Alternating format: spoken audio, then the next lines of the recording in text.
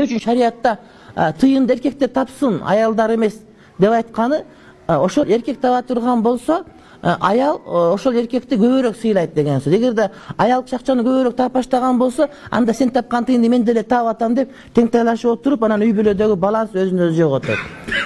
Шариат ушундай жараткан, Кудай Таалам жараткан, эркек үйдө кожоюн болуш керек.